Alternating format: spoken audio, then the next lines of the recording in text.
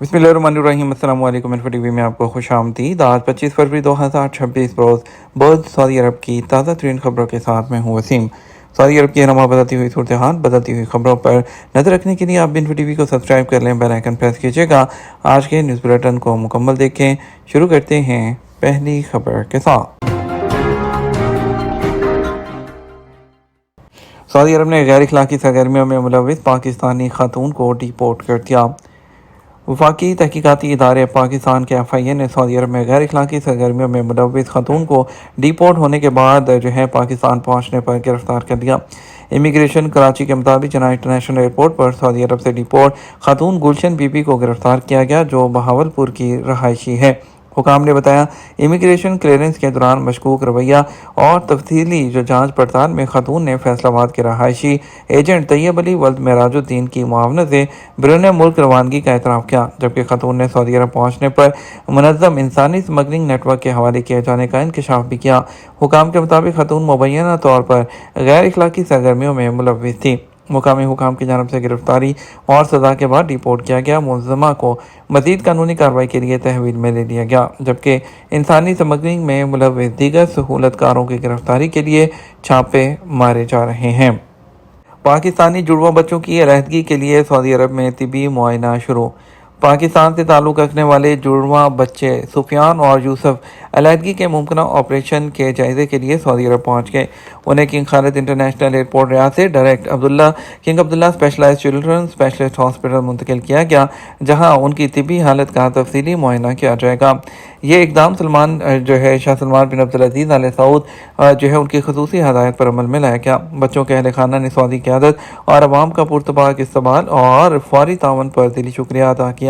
Saudi जुड़वा बच्चों के प्रोग्राम के सरबराह डॉक्टर अब्दुल्ला अरबिया ने भी इंसान दोस्त इकदाम पर क़यादत का शुक्रिया अदा किया।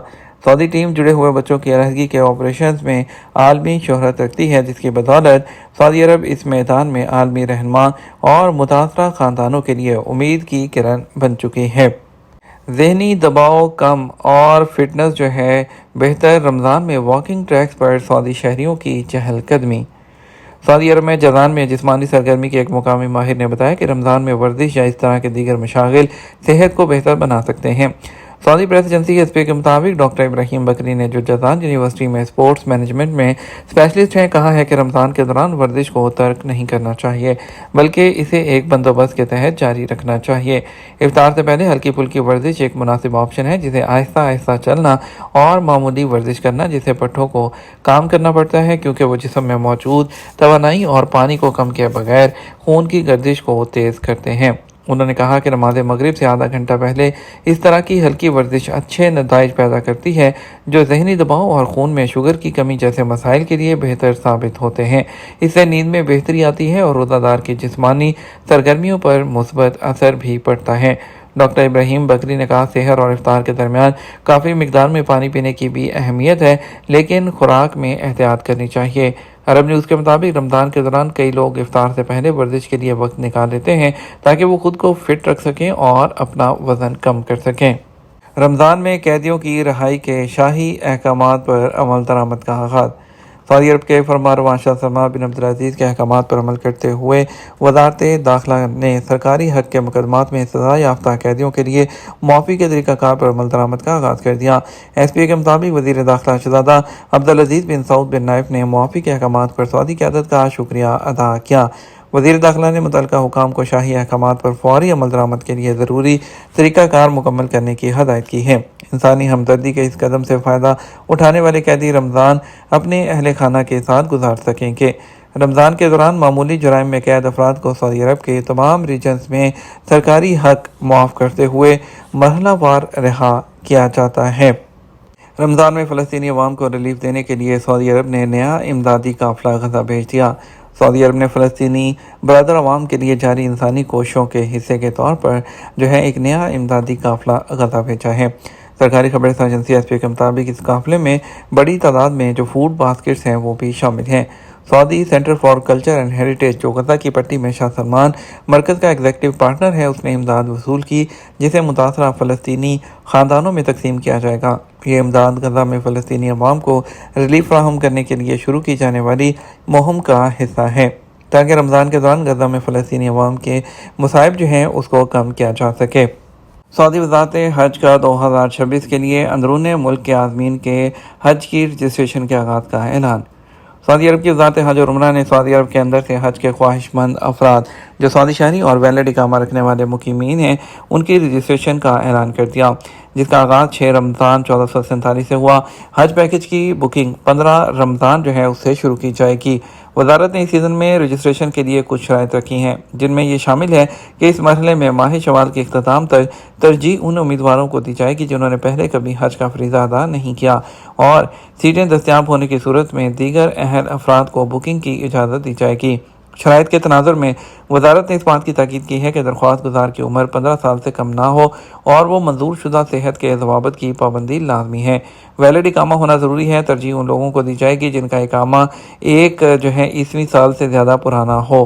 رجسٹریشن میں ترجیح ان لوگوں کو حاصل ہے جنہوں نے پہلے حج نہیں کیا، تاہم محرم کو اس سے استثناء حاصل ہے۔ اس کے علاوہ ایک بکنگ میں ساتھیوں کی زیادہ سے زیادہ تعداد 14 ہو سکتی ہے۔ مزید یہ کہ ایک بکنگ کے لیے استعمال ہونے والا موبائل نمبر کسی دوسری بکنگ کے لیے استعمال نہیں کیا جا سکے گا۔ نسک پلیٹ فارم نے اس اہمیت پر زور دیا ہے کہ حج کے خواہش مند ساتھیوں کا ایک ہی ادارے اور ایک ہی پیکج میں اندراج کیا جائے۔ اس کے لیے اندراج کے دوران ساتھی کے اضافے والا خانہ استعمال کیا جائے۔ اسی فریم ورک کے تحت سعودی عرب کی وزارت حج نے شرط رکھی ہے کہ عازم حج کی صحت کی حالت اچھی ہو اور وہ کسی شدید دائمی یا متعدی بیماری میں مبتلا نہ ہو، اور اس کے لیے گردن توڑ بخار اور موسمی انفلوئنزا کی ویکسین مکمل کرنا لازمی ہے۔ وزارت نے واضح کیا کہ معاہدہ خصوصی طور پر نسک ایپ میں درج لائسنس یافتہ کمپنیوں کے ذریعے ہی کیا جائے گا۔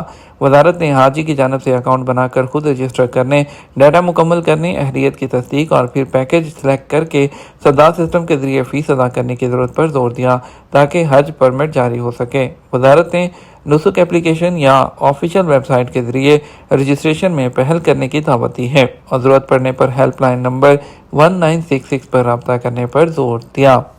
اوورسیز ورکرز کی امیگریشن شفاف بنانے کے لیے موبائل اپلیکیشن لانچ۔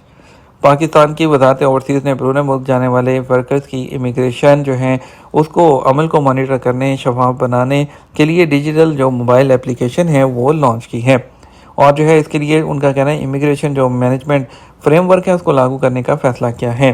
یہ فیصلہ ایک اوورسیز امپلائمنٹ پروموٹر کی جانب سے جعلی ڈاکومنٹ اپلوڈ کر کے 92 نرسوں کو سعودی عرب بھیجنے اور انہیں ڈیپورٹ کیے جانے کے بعد وزیر اعظم کی جانب سے قائم کمیٹی کی سفارش کی روشنی میں پیش کیا گیا۔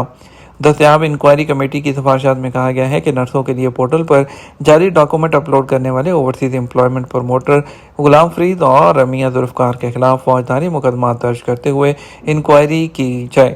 انکوائری کمیٹی نے سفارش کی کہ بیورو آف امیگریشن کے قواعد کی خلاف ورزی کرنے پر ان پروموٹر کے خلاف الگ سے بھی کارروائی کی جائے گی۔